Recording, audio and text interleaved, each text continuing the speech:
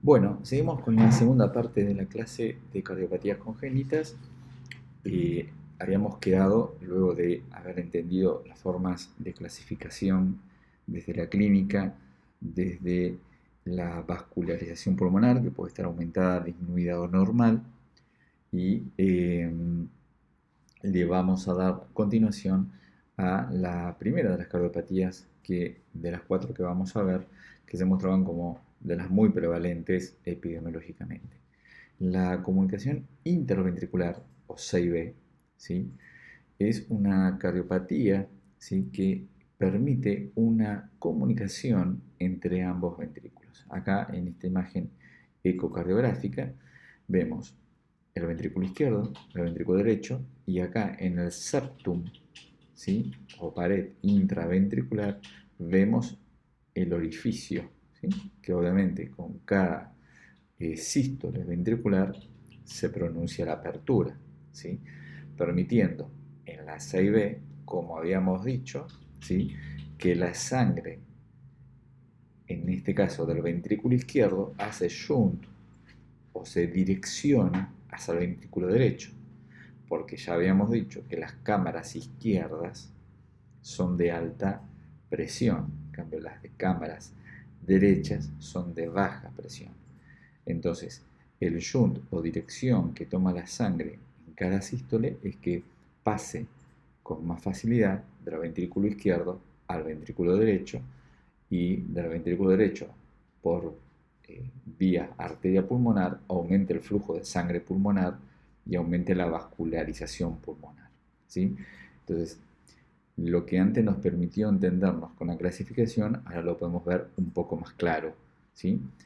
El shunt, izquierda a derecha, y a su vez el incremento de la perfusión o gasto cardíaco derecho, generando en una arteria pulmonar mayor caudal de sangre, y con el tiempo obviamente aumenta la presión de esa arteria pulmonar, exponiéndola a la hipertensión pulmonar, que ya habíamos dicho que era un problema y grave en los niños. La CIB, desde digamos, el diagnóstico, se lleva a cabo a partir de un ecocardiograma, ¿sí?, que es un método de elección, también cateterismos hemodinámicos para conocer eh, cuánto son sus dimensiones y posibilidades de tratamiento hemodinámico, ¿sí?, porque según qué cuán grande sea la CIB, el tratamiento puede ser no necesariamente a corazón abierto, sino puede implantarse eh, un dispositivo que puede cerrar esa comunicación interseptal ventricular. Generalmente tenemos un niño con latido hiperdinámico de la punta, es decir, cuando uno explora físicamente, lo que va a notar, ¿sí?, es que en el hemitórax izquierdo se pronuncia el latido de punta al corazón. Es hiperdinámico por la cantidad de sangre que está aumentando por el shunt izquierda-derecha. La auscultación de un soplo holosistólico, ¿sí?, es decir, durante la sístole se ausculta el soplo. Frémito sistólico, ¿sí?, esto obviamente no siempre puede, hay que tener mucha pericia para la detección, pero los frémitos, ¿sí?, se palpan, ¿sí? Acá en este caso se dice que se puede determinar esta palpación en el borde izquierdo e inferior del esternón, ¿sí?, comprometiendo el hemitórax izquierdo. El retumbo diastólico del R3, bueno, esto no lo vamos a explicar porque hay que entrar ya en algo muy específico del diagnóstico, y que lo tiene que hacer un cardiólogo pediatra. Y la hepatomegalia, ¿sí? Esto es algo que empieza a percibirse eh, en estos niños, porque en algún momento este aumento de la tensión o presión de la arteria pulmonar va a repercutir a modo de una insuficiencia derecha retrógrada. Por eso la hepatomegalia con el tiempo. La fisiopatología, es decir, qué va a ir generando esta patología es a consecuencia del cortocircuito. Recuerden que cortocircuito, shunt, es lo mismo, habíamos dicho, ¿sí? Esto que vemos acá es un cortocircuito o un shunt, izquierda a derecha. Entonces, acá lo que está diciendo que es, a consecuencia del cortocircuito, ¿sí? Digamos, de esta alteración del septum interventricular, va a haber una dilatación de las cavidades ventriculares, ¿sí? Principalmente de la derecha, de la arteria pulmonar en tanto aumento de su presión arterial y hasta de la aurícula izquierda, ¿sí? Porque al aumentar el caudal de sangre que circula por la arteria pulmonar, aumentará tarde o temprano el caudal de sangre que retorna a la aurícula izquierda por las cuatro venas pulmonares. Insuficiencia cardíaca congestiva, ¿sí? Digamos, este niño va a estar congestivo porque vamos a tener mucha circulación pulmonar a expensas de este shunt, ¿sí? Que hemos explicado. Y si la 6B es grande, ¿sí? En niños mayores de un año, empieza el problema de la hipertensión pulmonar. Si esta es severa, puede invertirse el sentido del cortocircuito y aparecer lo que se llama el síndrome de Eisenmenger. Esto lo vamos a explicar porque es importante que ustedes lo sepan. Esto es lo que explica que antes habíamos dicho que había cardiopatías que prevalecen acianóticas, como la 6B, ¿sí? Uno dice, es muy frecuente que estos niños no tengan cianosis, es decir, sean acianóticas. Pero puede pasar, habíamos explicado en la clase 1, de que podía complicarse a partir de la hipertensión pulmonar. Y cuando aumenta la hipertensión pulmonar de forma grave o severa, este cortocircuito, que era de las cámaras izquierdas a la derecha, se invierte, ¿sí? Es tanta la presión que ahora hay en la arteria pulmonar que hace que la sangre, en vez de pasar del ventrículo izquierdo al derecho, lo haga ahora del derecho al izquierdo, ¿sí? Haciendo que una cardiopatía que prevalecía acianótica ahora sea cianosante, porque sangre carboxigenada que no está alcanzando el pulmón pasa a la circulación mayor del ventrículo izquierdo. Entonces el niño empieza a perfundir sangre rica en dióxido de carbono. Por eso una cardiopatía que era acianótica ahora se vuelve cianosante. Esta inversión del cortocircuito a expensas de la hipertensión pulmonar se llama síndrome de Eisenmenger, ¿sí?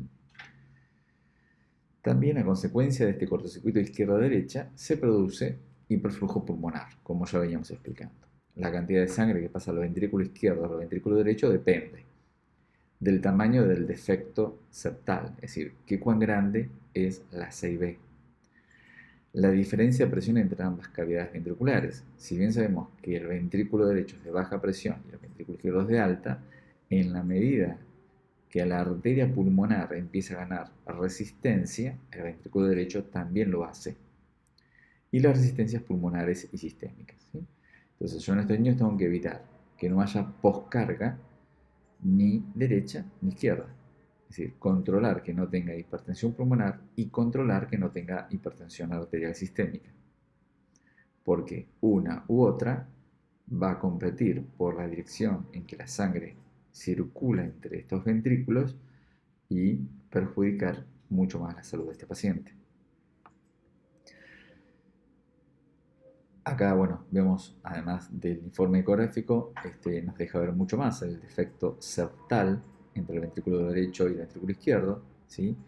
Y el color del flujo de la sangre nos deja ver, ¿sí?, que por qué es predominantemente cianótica. Porque la sangre rica en oxígeno que está circulando por las cámaras izquierdas pasa por el cortocircuito o el shunt izquierda-derecha y recircula sangre oxigenada. Pero el paciente siempre está perfundido con sangre oxigenada o hiperoxigenada, ¿sí? Por eso es la prevalencia de que este niño no me aparece cianótico. Siguiendo con la clínica y el tamaño y el grado de cortocircuito, si es pequeña, habíamos dicho que este niño podía estar asintomático o en un desarrollo pondoestatural relativamente normal, pero presentar alguna forma de fluctuación de soplo. Si la CIB es de tamaño medio o cortocircuito moderado, la insuficiencia cardíaca se vuelve congestiva, retrasa el crecimiento pondoestatural, infecciones respiratorias a repetición, que esto es algo que suele llamar la atención sin tenerse aún el diagnóstico de CIB, niños que muy frecuentemente consultan, ¿sí?, por infecciones respiratorias a repetición. ¿Sí? Parece que no termina una, que empieza otra y otra, y después, a fin de cuentas, teníamos una CIB bastante generosa que, provocando la congestión pulmonar, hacía más susceptible a las infecciones. Fatiga, exploración mientras come, ¿no? Es el niño que hace disnea durante su alimentación y, como habíamos dicho en la insuficiencia cardíaca, este niño tiene un proceso de sudoración profusa hasta el mismo acto de alimentarse. Siguiendo con la clínica, si la CIB es grande y el cortocircuito es severo, ¿sí?, es decir, a mayor CIB, el cortocircuito, es decir, la dirección que toma la sangre de pasar de una cámara a la otra, de la izquierda a la derecha, la insuficiencia cardíaca congestiva se vuelve más importante, tenemos un niño taquicárdico, con taquipnea, disnea, fatiga la alimentación, retraso del crecimiento, y en niños mayores de un año, el alto riesgo del síndrome de Eisenmenger que recién explicábamos.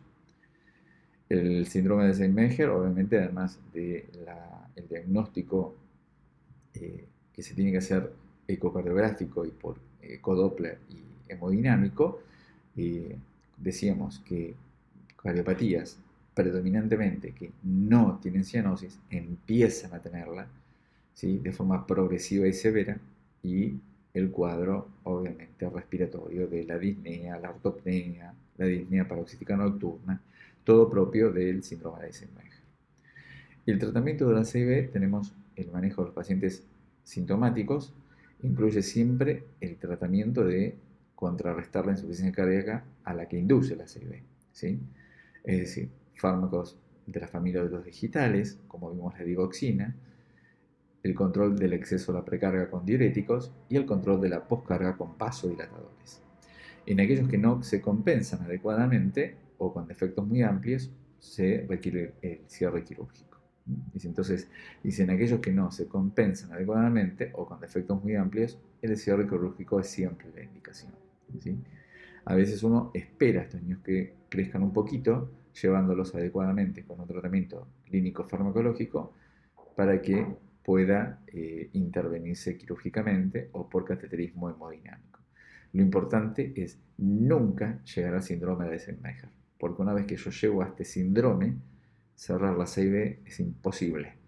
Entonces, es el momento donde el compromiso cardiovascular y pulmonar es grave y este niño entra en lista de trasplante cardiopulmonar, ¿sí? Comunicación interauricular, ¿sí? Habíamos dicho que esta era de las patologías prevalentes que hacían que tengamos que prestarle también mucha atención.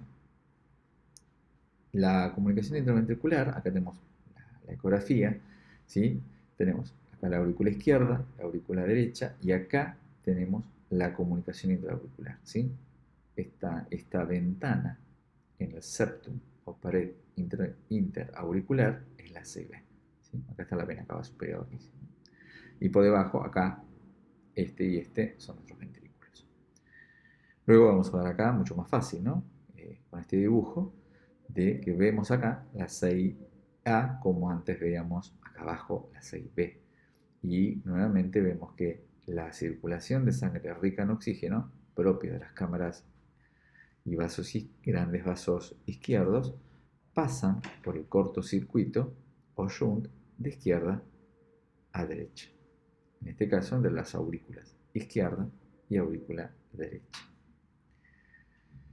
Este agujero, ¿no? Nosotros vamos a hacer orificio preferentemente, entre ambas aurículas, hay que recordar que tiene un antecedente fisiológico en la circulación fetal, que habíamos dicho que lo recordábamos como el foramen oval o agujero de Bottal. No es que el agujero Bottal es una cardiopatía congénita, no, sino que la cardiopatía se aprovecha del foramen oval para aumentar sus dimensiones y persistir una vez que uno ha nacido. Lo que genera es un cortocircuito siempre de izquierda a derecha, aumentando el flujo pulmonar, ¿sí? Porque era una cardiopatía que habíamos dicho que desde la clínica predomina la acianosis, no la hay, pero el flujo pulmonar está aumentado, porque está pasando sangre de las cavidades izquierdas a las cavidades derechas. A consecuencia de este cortocircuito, izquierda-derecha, se empieza a producir hiperflujo pulmonar con sobrecarga de trabajo, ¿sí? Pulmonar e incluso de las aurículas. Habíamos dicho que en la medida que aumenta el flujo de la aurícula izquierda a la derecha, va a dilatar a la aurícula derecha y al ventrículo derecho, y las arterias pulmonares tarde o temprano empiezan a reaccionar con hipertensión pulmonar. El diagnóstico ecocardiográfico, siempre la exploración física, al igual que la CIB, tenemos el latido hiperdinámico en el precordio, auscultación de alguna forma de soplo, ¿sí? Desdoblamiento de los ruidos y algún que otro signo. Obviamente, ahora vamos a ver que en la clínica nuevamente aparecen las infecciones respiratorias a repetición, la disnea, en la medida que aumenta el cortocircuito, y es poco frecuente el retraso pondoestatural. Digamos que la CIA es un poco más benigna que la CIB, ¿sí? Es un poco porque suelen ser eh, comunicaciones, ventanas muy pequeñas, ¿sí? Inclusive la CIA puede cerrar espontáneamente. Y antes habíamos dicho que suelen ser tan pequeñitas que no se descubren hasta la adolescencia o cuando uno se vuelve adulto y aumenta la demanda de trabajo cardíaco, como por ejemplo cuando se realizan ejercicios de competencia y aparece la insuficiencia, ¿sí? Pero si no, muchas veces la CIA cierra sola.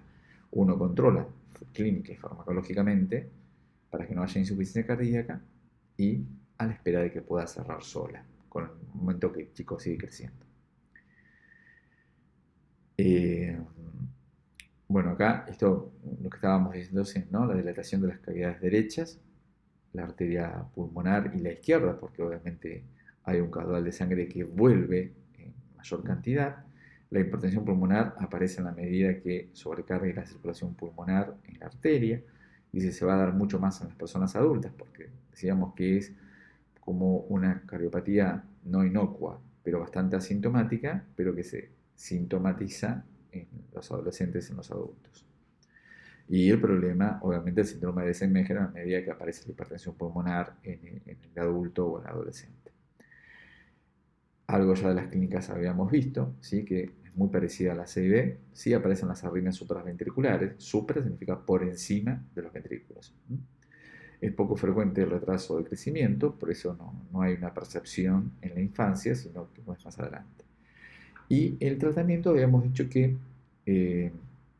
es sobrellevar un tratamiento terapéutico clínico farmacológico, ¿sí? Igual que el propio de la insuficiencia cardíaca en la CIB. El cierre o bien se espera que ocurra espontáneamente, o si es quirúrgico, depende del tamaño de la CIA, es una intervención hemodinámica para colocar, ¿sí? Dispositivos como el que estamos viendo acá en la imagen, que se llaman paraguas, ¿sí? Porque se despliegan como un paraguas, en inglés es umbrella system, donde esto entra por cateterismo, ¿sí? Vía arteria radial o femoral, alcanza a la aurícula izquierda, y esto se interpone y se abre entre ambas cámaras, y cierra la CIA, ¿sí? Esto se abre, por eso se abre a modo de como un paraguas hemodinámicamente, y se cierra la comunicación. Les dejo acá, tienen un link para después ver un video de reparación vía cateterismo, muy interesante. Seguimos con la penúltima de las cardiopatías que nos importaban, que era el ductus arterioso persistente, que ya tenía un antecedente en la vida fetal con el ductus arterioso, que era propia de la circulación fetal, para que el exceso de gasto cardíaco que salía del ventrículo derecho, que no tiene por qué ir ese exceso al pulmón, tiene que tomar el ductus arterioso para alcanzar la aorta y darle continuidad a la circulación oxigenada, ¿sí? Pero ¿qué pasa? Hay algunas oportunidades donde este ductus se vuelve persistente y ahí está la cardiopatía, ¿sí? Cuando hay persistencia más allá de haber nacido.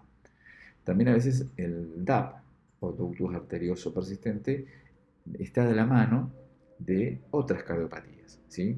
Que van a tener el nombre de ductus dependiente, ¿sí? Nosotros no la vamos a ver en esta oportunidad, pero, por ejemplo, la transposición de grandes arterias, esto es para un curso especialistas, necesita sí o sí de este ductus arterioso persistente, porque si no, no habría forma de sobrellevar la vida postnatal.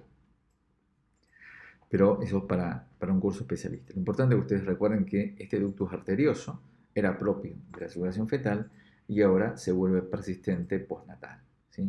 Ven la comunicación entre el tronco de la arteria pulmonar antes de su bifurcación en derecha e izquierda y ahí nomás, acá en el dibujo se ve en el callado aórtico, este es el callado, esta es la aorta ascendente, este es el callado aórtico, ahí acá está el ductus. Nuevamente, bueno, habíamos dicho que se define como la persistencia en la vida postnatal de esta comunicación vascular arterial entre la aorta y la arteria pulmonar, permitiendo un paso de sangre oxigenada de una zona de mayor a menor presión. Esto es un cortocircuito de izquierda a derecha, porque ya habíamos dicho que la circulación de las cámaras izquierdas y los vasos izquierdos es a alta presión y las derechas a baja, así que la sangre que empieza a circular por la aorta, habíamos dado un ejemplo de las presiones en un adulto de 120-70 milímetros de mercurio y 30-15 en la arteria pulmonar, así que es muy fácil de entender por qué va a pasar de la izquierda a la derecha, aumentando el flujo pulmonar, ¿sí? Y nuevamente desencadenando el problema de la hiperresistencia pulmonar, el síndrome de Eisenmenger y un pulmón severamente vascularizado, ¿sí? El diagnóstico, obviamente, a partir de la exploración física y la ecocardiografía, que siempre es uno de los primeros estudios que se hacen ante la sospecha, tenemos un paciente taquicárdico, taquipneico, con signos de Share, insuficiencia cardíaca, el pulso arterial es Zeller o Saltón, ¿sí? Digamos que es un pulso hiperdinámico, auscultación de soplo, y puede pasar que si el ductus es muy pequeño, los niños permanezcan asintomáticos algún tiempo. Pero generalmente, en la medida que no lo son, degeneran, como ya decíamos, no solamente la hipertensión pulmonar por venir, sino una insuficiencia cardíaca del tipo congestiva, infecciones frecuentes del aparato respiratorio, taquipnea, taquicardia, irritabilidad, fatiga, sudoración al comer y retraso del crecimiento o desarrollo pontoestatural. La fisiopatología, habíamos dicho que en la medida que este cortocircuito insiste en su persistencia, empiezan a dilatarse las cavidades izquierdas y de la arteria pulmonar. Las cavidades izquierdas porque se retorna mucho más sangre de la que debiera retornarse. La hipertensión pulmonar puede aparecer con más precocidad, ¿sí? que la CIA. En niños mayores, el síndrome de Eisenmenger es siempre el problema. El tratamiento es, bueno, acá en prematuros sintomáticos, en caso que el nacimiento haya sido en esa condición, el ductus debe ser tratado con indometacina para promover su cierre, ¿sí? Entonces, si uno quiere promover el cierre, la indometacina es una medicación que se consume para que ese ductus, que quiere permanecer permeable, deje de serlo. En los lactantes asintomáticos, un ductus pequeño no tiene indicación de cierre, pues el tiempo debería encargarse de cerrarlo, pero siempre con un seguimiento muy estricto.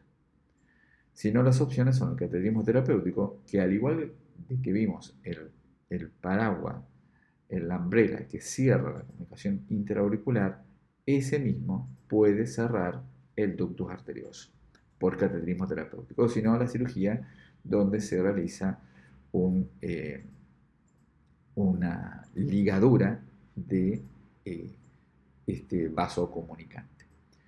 La última de las cardiopatías, y quizás de las más complejas y las de resolución más difíciles, eh, es la tetralogía de Fallot. Habíamos dicho que tetralogía de Fallot significaba que había 4 problemas. Una comunicación interventricular bastante generosa, una CIB bastante generosa, una estenosis pulmonar, ¿sí? La arteria pulmonar o su válvula están estenosadas, digamos, están empequeñecidas, la aorta se encabalga sobre la CB, ahora vamos a explicar esto, va a ser un poco difícil no hacerlo en vivo, pero vamos a intentar entenderlo, y un ventrículo derecho que hipertrofia, digamos que gana masa muscular. ¿Cómo se explica esto? Porque ustedes tienen que poder no solamente mencionar cuáles son los problemas de la anatomía, sino por qué esos problemas de la anatomía. A punto de partida de la fisiología, obvio. Pensemos que este corazón empezó a tener una gran comunicación interventricular, ya en su desarrollo embrional y fetal. Se fue consolidando durante la etapa fetal. Entonces, la sangre que entraba por la vena cava inferior, ¿sí? Que venía del conducto venoso, que a su vez venía de la vena umbilical, trayendo gran caudal de sangre y oxigenada, entra a la aurícula derecha y tenía que tomar por el foramen oval dirección a la aurícula izquierda. Entonces, circulación fetal, que si no la recuerdan, revisen los contenidos aprendidos el cuatrimestre pasado. Entonces, esa sangre, si bien tiene que pasar a la aurícula izquierda, mucha pasaba al ventrículo derecho, porque un 10% tiene que alcanzar el pulmón para abastecer de oxígeno y nutrientes, ¿sí?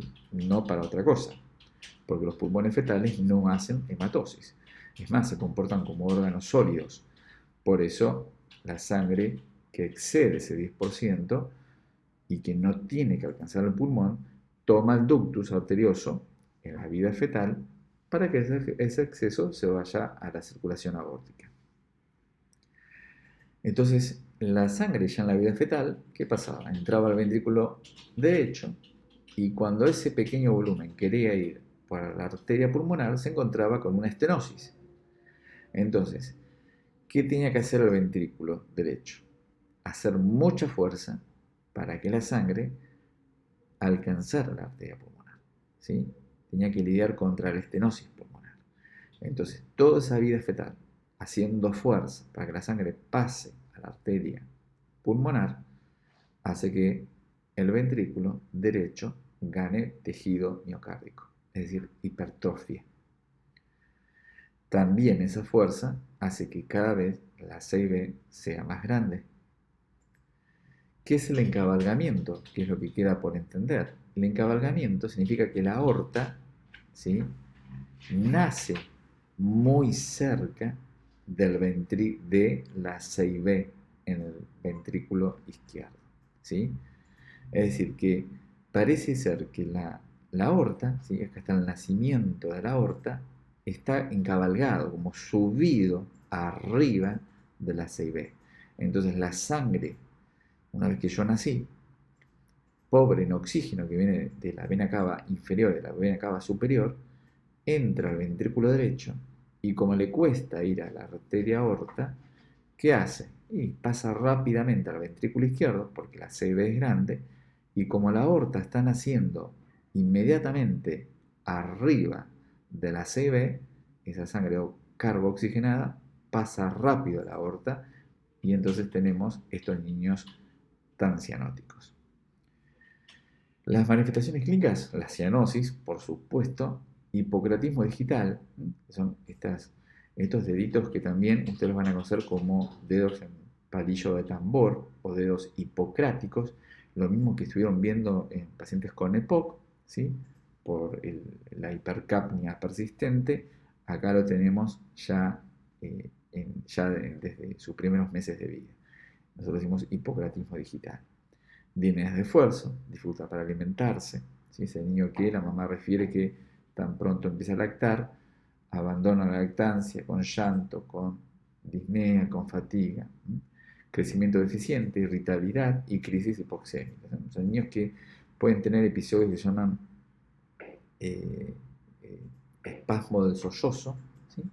Donde el niño empieza a llorar, llorar, llorar, pero es un espasmo del sollozo promovido por la cianosis. Empieza a llorar, a enojarse, genera una hipoperfusión cerebral por un déficit de oxígeno y el chico hace como una especie de síncope, ¿sí? A expensas no de la presión, sino del déficit de oxígeno con la cual está llegando al cerebro. Acá veamos lo que decíamos, ¿sí? La cianosis central, ¿sí? Las mucosas están como muy enrojecidas, están cianóticas. La semiología tenemos la ocultación de un R2 fuerte y único, soplos y lo que se llama golpe del ventrículo derecho, ¿sí? Como un latido tópico muy importante. La ecocardiografía habíamos dicho que era siempre de rigor hacer, donde se determina tamaño y posición de la CIB, la severidad de la obstrucción del ventrículo derecho. Estamos pensando en la arteria pulmonar o en su válvula, presencia o no del ductus arterioso, si está permeable, y descartar patologías asociadas. ¿Por qué nos interesa el ductus? Porque yo necesito que la sangre llegue al pulmón. Si la estenosis pulmonar es muy severa, yo tengo que tratar que la sangre alcance al tronco arterioso pulmonar. Entonces, en estos niños, las primeras horas de vida, quizás tenga que darse, ¿sí?, lo que se llaman prostaglandinas para mantener permeable el ductus arterioso, ¿sí? Porque si yo no lo mantengo permeable, la sangre no llega al pulmón, ¿sí? Entonces, es una cardiopatía que al principio se va a tener que mostrar ductus dependiente, con el consumo de prostaglandinas. El tratamiento médico de la tetralogía Fallot es, obviamente, evitar las crisis hipóxicas, ¿sí? Porque decíamos este desarrollo de episodios sincopales. Tratamiento de la poscarga con propanolol. También el propanolol tiene efecto,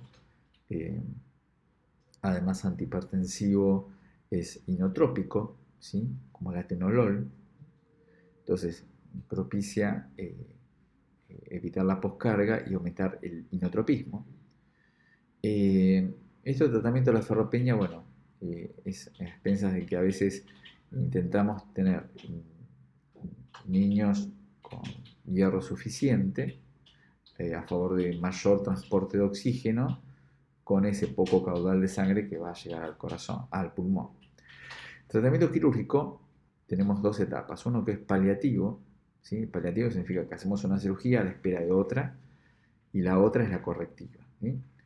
Tenemos los paliativos, que no vamos a explicarlos porque esto sería muy complejo de entenderlo en una sola clase y requeriría mucha atención, pero por lo menos ustedes tienen que recordar los nombres y saberse que son paliativas y cuáles son correctivas.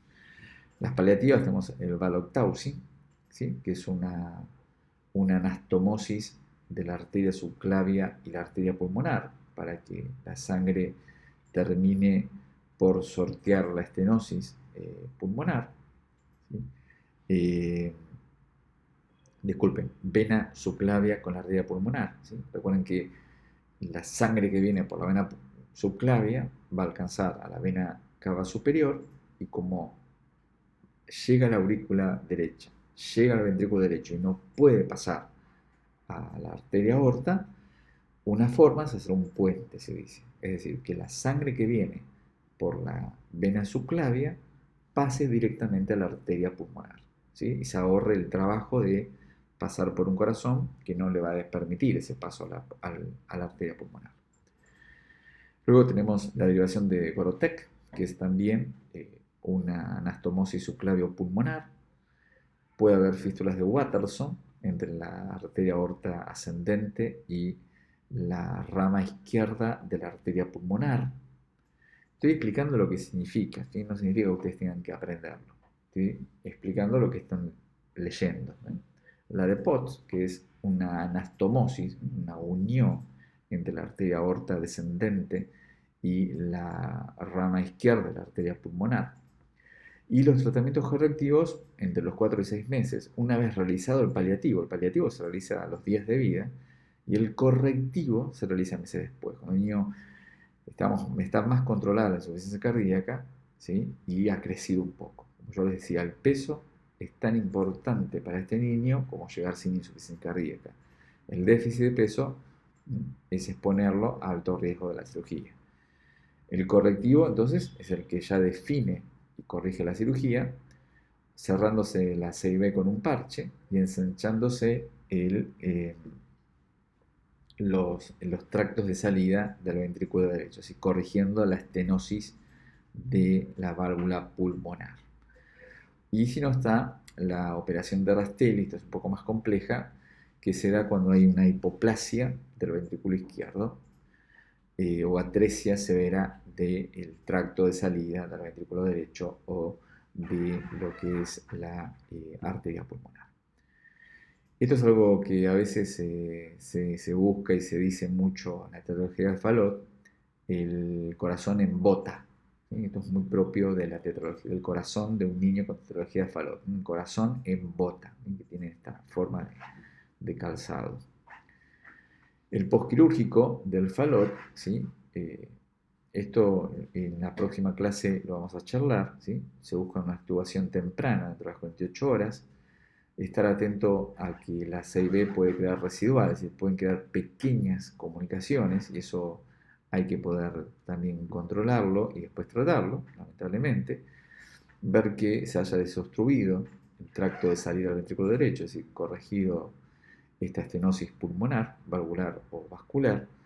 Y el problema que tenemos es que, como habíamos tenido una CIB muy amplia, al cerrarse pueden quedar algunas formas de alteración en la conducción mioeléctrica con bloqueos auriculoventriculares o ectopías de la unión. Por eso estos niños siempre salen con cables de marcapaso, ¿sí?